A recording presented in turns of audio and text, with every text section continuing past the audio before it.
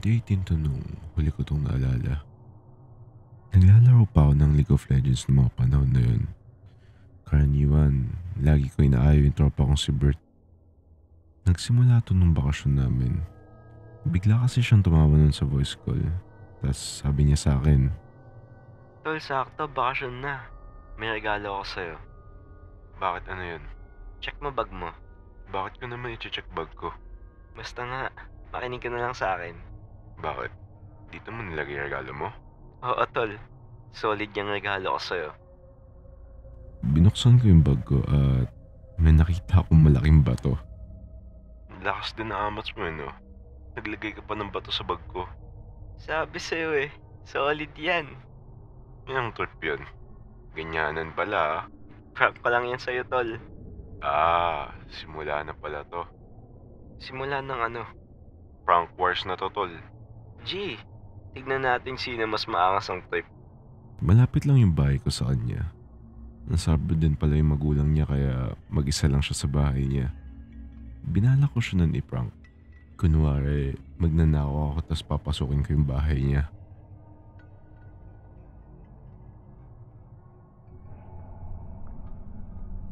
Alauna ng madaling araw nung pumunta ako sa bahay niya. Alam kong malakas trip ko nun para pumunta sa bahay niya ng ganung oras pero sabi niya naman palakasan ng trip. Pumasok ako sa likod ng bahay nila. May sira kasi sila ng bintana tas nakatape lang para di bumukas.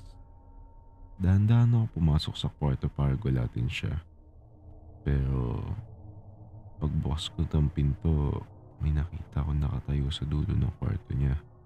Stay quiet. I don't need you. I just need your friend. Hey, shh. 3 minuto ako napatulala sa nangyari. Hindi ko alam kung ano yung gagawin ko.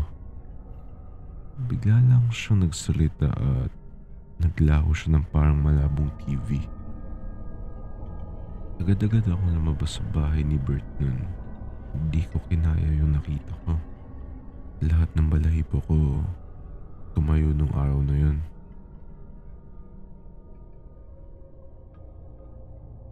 Makalipas ang 3 araw, wala pa rin akong balita kay Bert nun. Akala ko nung pag-uwi ko nun, pinrank niya lang ako. Chinachat ko din siya lagi, pero ni isang beses di siya nag-reply sa akin.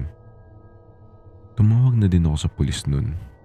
Nag-aalala na rin ako sa kanya. Pero hindi ko sinabi yung nakita ko at baka ako yung pagbintangan nila sa pagkawala niya.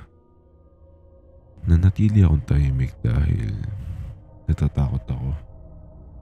Pero nakalipas na 1 buwan at wala na ako naging balita sa kanya. Hindi na nila nakita si Bert nun. Umuwi na din yung mga magulang niya galing sa ibang bansa at gumawa na din ng lamboy sa lugar nila. Sumuko na lang din sila sa paghahanap. Wala daw kasing makitang ebidensya na umalis siya sa lugar namin. Chinek kasi yung mga CCTV sa lugar namin at wala daw na nakita na umalis siya. Kakatapos ko lang maglaro ng computer nun. Pinipilit kong kalimutan yung mga nangyari. Humiga na din ako dahil pagod na din yung utak ko sa kakaisip. Nakatulog ako mula 8 PM hanggang 1 AM. Nagising na lang ako bigla at pagdilat ko na lang. Sorry. You see me. I need you to not remember me. Bigla ako nahulog sa higaan ko at nagising na lang ako sa bilog na liwanag. Nagkaroon na lang ako ng malay na para ako nasa ilalim ng ilaw ng poste. Tumayo ako nun at nagulat ako sa nakita ko.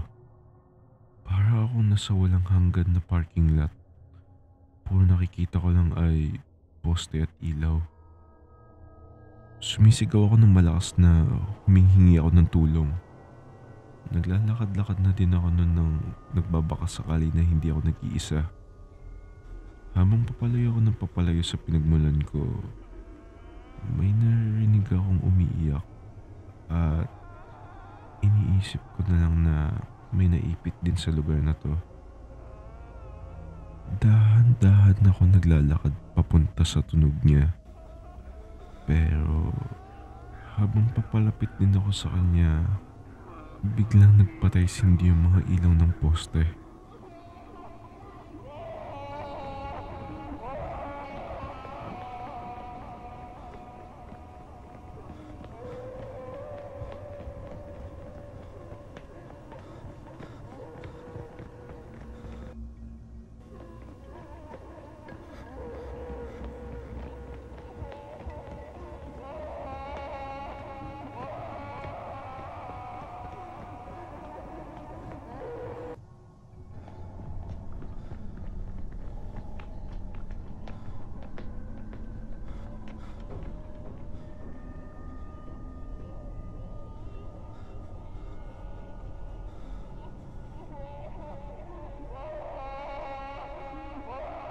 Tumakbo ako ng tumakbo nun hanggang sa nahulog ako.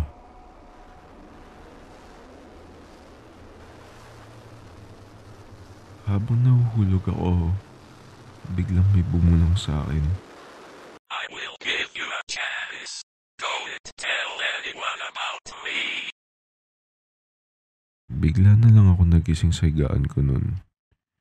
Iniisip ko na lang din sa sarili ko na panaginip lang yung nangyari.